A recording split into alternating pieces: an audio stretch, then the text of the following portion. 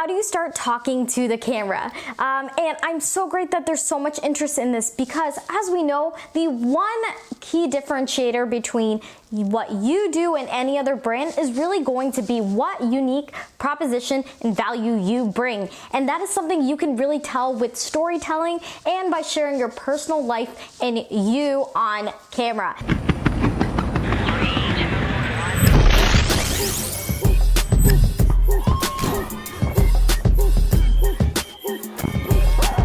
This is what allows you to actually connect with people and connect with other brands and really show what makes you different from everyone else. But I know that this is not exactly the most easiest thing to start doing. I think we've all experienced those people that are just like, hey, my name is Umama, and I'm going to eat cereal for, it's just awkward.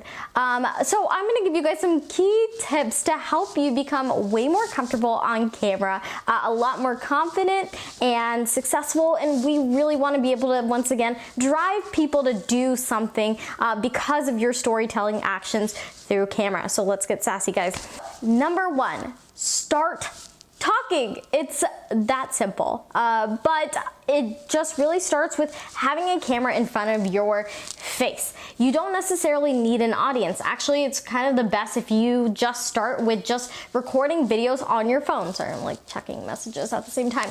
A good place to do that where the audience is kind of disseminating is Snapchat. Shots fired. Once again, it's ephemeral content. It goes away, so you get to practice just having your face, seeing you there, having a potential audience actually watching, and being responsible for conveying a message. Now, we've all seen those people that kind of just go on a tangent, so you also want to know what you're talking about. When you know what you know and go confident on camera, people will read that. So number two is come in with passion and purpose. Don't just get on camera just to talk and say, hey, I ate this for breakfast, this is what I'm going to do.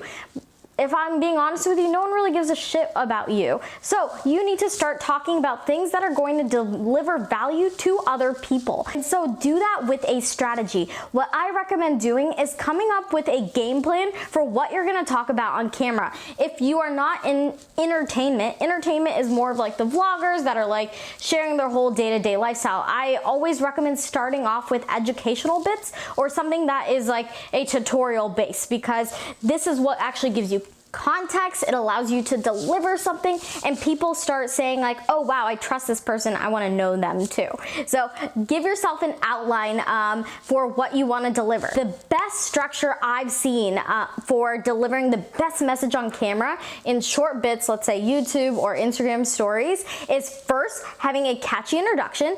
You want to make sure it's something that's relatable to the audience. State exactly what you are going to deliver to them by solving a problem. So that is your introduction. Then have a short story, so something that relates to them. Once again, you're going to ask them a question that allows them to understand, hey, this is for me. So example here, introduction. Hey, have you ever felt super awkward on camera?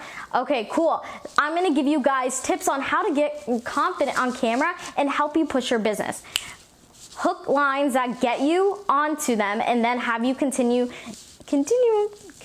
to listen to your next step, because the next step is presentation. So this is what you want to keep super concise, because people's attention span is this small. So we want to give 3 to 4 bullet points that really connects to them and drives the message home, and then give them a call to action with a close and a rehash. So that's the 5 steps to a conversation. I'm going to do a separate talk on this another day, but give it that short kind of presentation and close it off with something. Allows people to connect with you and trust you for information. When you are going through these speeches and talking to the camera, you're gonna realize that just delivering information is not gonna be enough to connect with people. Some things that are really gonna play into fact is mannerisms. So AKA you see all this like hand movement I'm doing, the smiling, it all plays a part. This is when you meet me in person, I'm exactly the same person as you meet on camera. I talk a lot with my hands, I'm super excited, I smile a lot, I'm friendly, I like to hug you. My sister is watching and she's like, yeah, you're just being a little extra right now. But those mannerisms are key, because No one wants to watch someone that is just directly glued to the camera like this and looking at the camera this awkwardly and just talking in a monotone. No, they want to know that there's dimension. They want to know where you're at. Move the camera around. You want to smile.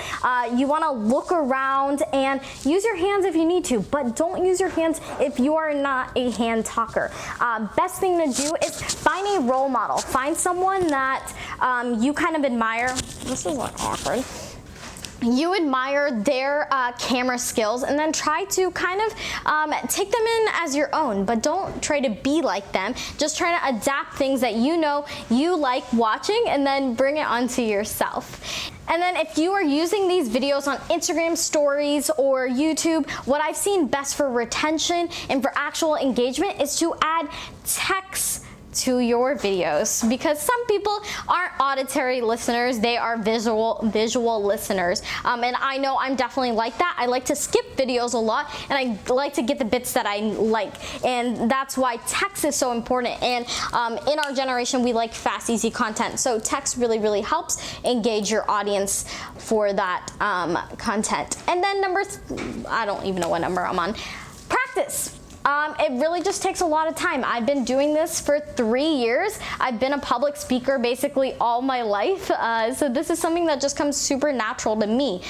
Being on camera, I can do video all day long, but I'm the most awkwardest person when you come try to take a picture of me. So all these things do just take practice over time. Once again, start using Snapchat. Go live on Instagram stories, because it's going to just kind of force you to get in the habit of doing it. I have all my clients doing live now because it is something that is super fast, efficient, allows you to connect, and gets people in your life. All right, guys, I hope you guys enjoyed those tips. I want to see the videos that you guys are putting out there. Tag me. Try Instagram story first, okay? Perfect way to do it, something super simple. My challenge to you is actually go on there and do a short, simple intro. Hey guys, my name is Umama. 3 really weird things about me. I do everything with my pinky up. It's something I trained myself to do when I was like 5 years old, and it never goes down. Even when I lift weights, it's kind of weird sometimes.